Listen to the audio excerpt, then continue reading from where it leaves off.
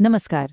आज जो कहानी हम सुनने वाले हैं उसका नाम है चिंटू और राजा की प्रतिमा।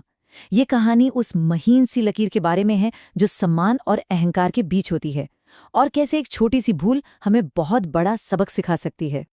तो कहानी बस इतनी सी है कि एक गधा था जो ये भूल गया कि वो अपनी पीठ पर ढो क्या रहा था। अब सुनने में ये बात कितनी मामूली सी लगती है ना?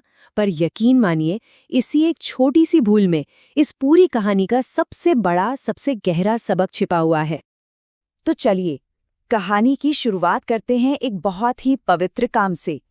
एक ऐसा मौका जिसके लिए पूरा गांव एक साथ आया था और एक बड़े उत्सव की तैयारी चल रही थी। जरा सोचिए, नदी के किनारे बसा एक छोटा सा चहल पहल वाला गांव, वहां साल का सबसे बड़ा त्योहार मनाया जा रहा है। ये सिर्फ मौज मस्ती का समय नहीं है, बल्कि ये मौका है गांव के राजा को सम्मान देने का, एकता दिखाने का। मतलब माहौल में खुशी और श्रद्धा दोनों ही घुले हुए हैं।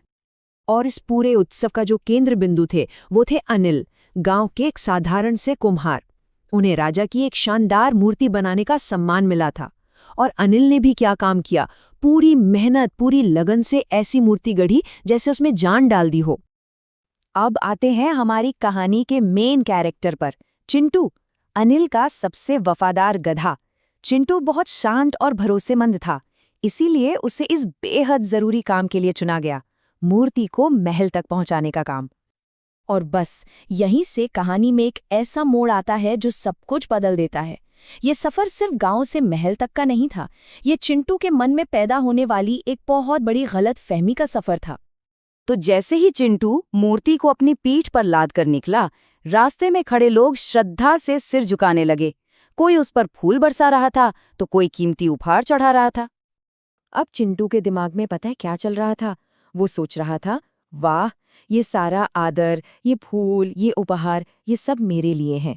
वो ये बात पूरी तरह से भूल गया कि लोग असल में प्रणाम किसे कर रहे हैं।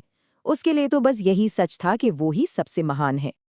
और यहीं से उसके अंदर अहंकार ने जन्म लिया। देखिए ये कैसे हुआ। पहले तो उसके दिल में धीरे से घमंड ने जगह बनाई, फिर उसकी चाल बदल गई, एकदम अकड़कर चलने लगा, और आखिर में उसकी जो आवाज थी वो भी अब ज्यादा रौबदार और तेज हो गई थी। लेकिन एक बात तो तय है, जब अहंकार हमारी बुद्धि पर पर्दा डाल देता है तो गिरना भी तय हो जाता है। कहानी अब अपने सबसे नाजुक मोड़ पर आ चुकी है।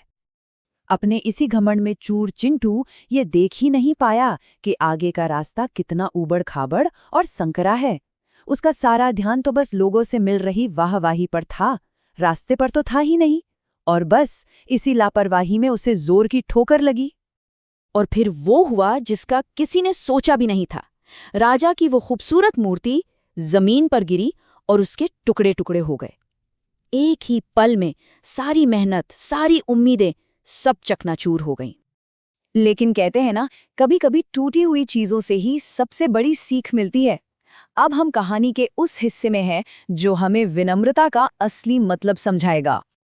मूर्ति के टूटते ही पूरे गांव में सन्नाटा छा गया। हर कोई हैरान परेशान था। अनिल का तो दिल ही टूट गया था ये देखकर, लेकिन फिर भी वो एकदम शांत रहा। उसने अपना आपा नहीं खोया। तब अनिल ने बहुत ही शांति से चिंटू को समझाया। उसने कहा, चिंटू, ये सम्मान राजा के लिए था, ये हमारे लिए कभी था ही नहीं। ये तो उस आदर्श के लिए था जो हम सबको एक करता है। जरा सोचिए इस बात की गहराई को।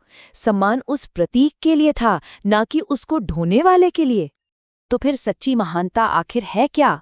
ये कहानी हमें सिखाती है कि सच्ची महानता उस आदर्श का सम्मान करने में है जिसे हम अपने साथ लेकर चल रहे हैं, ना कि खुद के लिए सम्मान पाने की चाहत में। और जानते हैं क्या?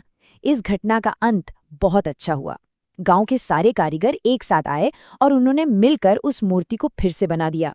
त्योहार रुका नहीं, बल्कि अब और भी गहरे मतलब के साथ मनाया गया। पूरे गांव ने विनम्रता का एक बहुत बड़ा पाठ सीखा था। तो इस पूरी कहानी का सार बस इतना सा है कि घमंड एक बहुत बड़ी मूर्खता है और असली बड़प्पन हमेशा विनम्र होने में ही होता है। और आखिर में ये कहानी हमें एक बहुत जरूरी सवाल के साथ छोड़ जाती है। हम अपनी जिंदगी में भी कितनी बार उस पात्र और उस प्रतीक के बीच का फर्क भूल जाते हैं जिसे वो पात्र अपने साथ लेके चल रहा है। इस पर सोचिएगा जरूर।